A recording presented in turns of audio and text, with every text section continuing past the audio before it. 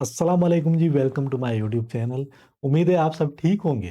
Canada का visa easily आप कैसे हासिल कर सकते हैं?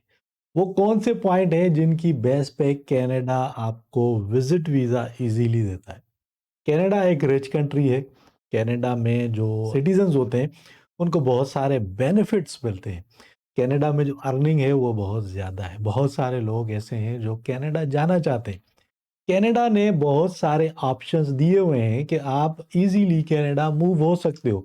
लेकिन ये ऑप्शंस डिफरेंट लोगों के लिए डिफरेंट टाइप के होते हैं। जैसा कि अगर आप हाईली क्वालिफाइड हो, आपने मास्टर्स डिग्री की हुई है, आप इंजीनियर हो, आप डॉक्टर हो, आप किसी बड़ी फील्ड से ताल्लुक़ रखते हो, आपके पास एक डिग्री मौजूद है। उसके अलावा आपने आईएलटीएस वगैरह किया हुआ है, आपकी एज बहुत ज़्यादा नहीं है।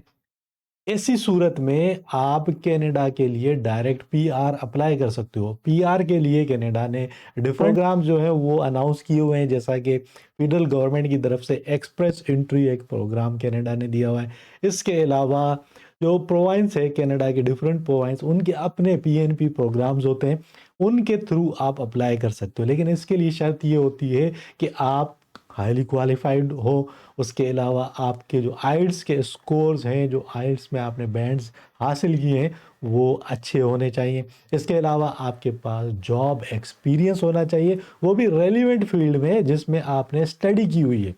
अगर ये सारे क्राइटेरियाज़ आप पूरा करते हो, तो डायरेक्ट आप कनाडा की पीआर अप्लाई कर सकते हो। कनाडा एक ऐसा कंट्री है जिसकी ज़्यादातर जो पॉपुलेशन है, वो माइग्रेंट्स के ऊपर होती है, वो इमिग्रेंट्स के ऊपर होती है। ऐसे लोगों के ऊपर जो दूसरे कंट्रीज़ से आके कनाडा में सेटल होते हैं। कनाडा एक बहुत बड़ा कंट्री है, लेकिन उसकी पॉपुलेशन बहुत कम है। कनाडा के अंदर अभी भी बहुत ज़्यादा कैपेसिटी अवेलेबल है, ऐसे लोगों के लिए जो कनाडा मूव होना चाहते हैं। और कनाडा जो थर्ड वर्ल्ड कंट्रीज़ हैं, पाकिस्तान, इंडिया, नेपाल, बांग्लादेश, श्रीलंका, या इसके अलावा भी बहुत से कंट्रीज़ हैं, ऐसे कंट्रीज़ से माइग्रेंट्स को अट्रैक्ट करने की कोशिश करता है। ऐसे माइग्रेंट्स जो हाईली क्वालिफाइड हों, जो स्किल्ड हों, उनको बुलाता है अपने मुल्क में। कम से कम हर साल कनाडा 1 मिलियन के करीब लोगों को मौका देता है कि वो आके कनाडा में सेटल हों। ठीक है, उनके लिए बहुत सारे चांसेस हैं, लेकिन वो लोग जो विज़िट वीज़ा पे कनाडा जाना चाहते हैं, ऐसे लोग जो हाईली क्वालिफाइड नहीं है, उनके लिए क्या पॉसिबिलिटीज़ हैं? जैसा कि पाकिस्तान, इंडिया, नेपाल, बांग्लादेश, श्रीलंका, या ऐसे लोग जो पाकिस्तानी हैं, जो डिफरेंट गल्फ़ कंट्रीज़ वगैरह में जॉब करते हैं, उनकी भी ये ख्वाहिश होती है कि वो कनाडा मूव करें, लेकिन वो हाईली क्वालिफ़ाइड नहीं होते। तो उनके पास एक ऑप्शन होता है विज़िट वीज़ा का। अब कनाडा का जो विज़िट वीज़ा है, वो बहुत ज़्यादा ईज़ी नहीं है, ख़ास करके उन ममालिक के लिए जो थर्ड वर्ल्ड कंट्रीज़ हैं, जैसा कि पाकिस्तान हो गया, इंडिया हो गया, नेपाल, बांग्लादेश, श्रीलंका, ऐसे ममालिक के लिए। तो यहाँ के लोग किस तरीके से कनाडा का वीज़ा ईज़िली हासिल कर सकते हैं? वो कौन से लोग होते हैं जिनको कनाडा का वीज़ा ईज़िली मिल सकता है? तो इसके लिए चंद फैक्टर्स होते हैं। अगर इन फैक्टर्स को आपने समझ लिया, इन पॉइंट्स को आपने समझ लिया, तो आप कनाडा का वीज़ा ईज़िली हासिल कर सकते हो। सबसे जो मेन पॉइंट होता है कनाडा का वीज़ा हासिल करने का, वो होता है आपका बैंक स्टेटमेंट। कनाडा आपकी फाइनेंशियल टाइज़ देखता है, कनाडा आपकी फैमिली टाइज़ देखता है आपके होम कंट्री में। वो देखता है आप क्या काम करते हो, आप कितनी अर्निंग करते हो। क्योंकि विज़िटर वो होता है, टूरिस्ट वो होता है, जो किसी भी कंट्री में जाके पैसा स्पेंड करता है।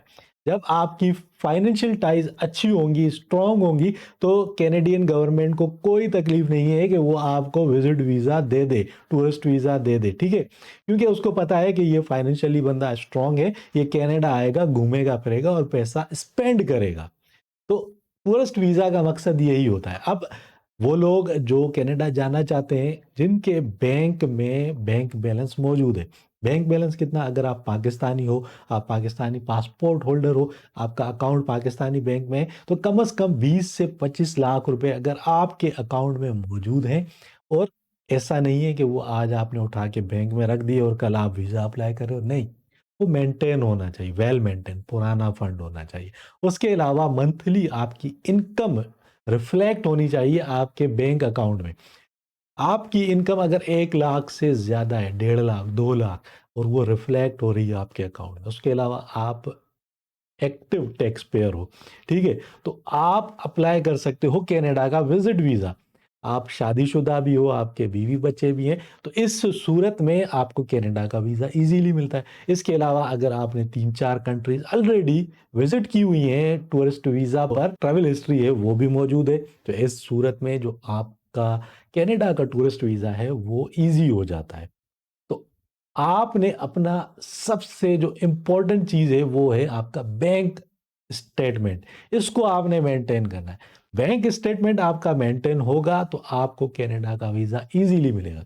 यही सारी रिक्वायरमेंट्स अगर आप इंडिया से भी अप्लाई करते हो कनाडा का वीज़ा तो इसी चीज़ को आपने फ़ोकस करना है। आप दुबई में रहते हो, आपकी सैलरी कम से कम 5 से 6,000 दिरहम बनती है मंथली, तो आप कनाडा का वीज़ा अप्लाई कर सकते हो, लेकिन आपका जो बैंक स्टेटमेंट है वो स्ट्रॉन्ग होना चाहिए। इसके अलावा आपके पास थोड़ी बहुत ट्रैवल हिस्ट्री भी ज़रूरी है, क्योंकि टूरिस्ट वीज़ा अप्लाई करने का मकसद ये होता है कि आप एक टूरिस्ट हो, आप घूमने-फिरने कनाडा जाना चाहते हो।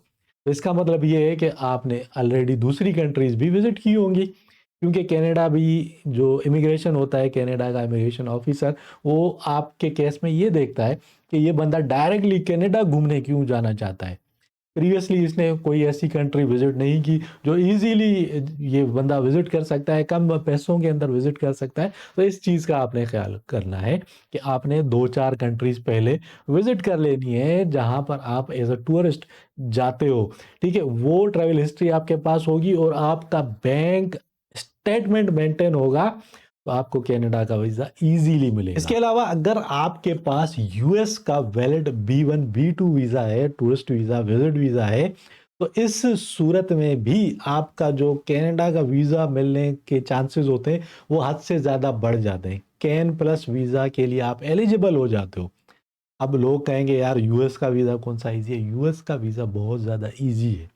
बनिस्बत कनाडा के वीज़े के, क्योंकि जो यूएस का वीज़ा है उसका जो प्रोसेस है वो स्ट्रेट फॉरवर्ड है, बहुत ईज़ी प्रोसेस, तो उसमें आपको बंच ऑफ डॉक्यूमेंट्स इकट्ठे करने की ज़रूरत नहीं होती, ठीक है?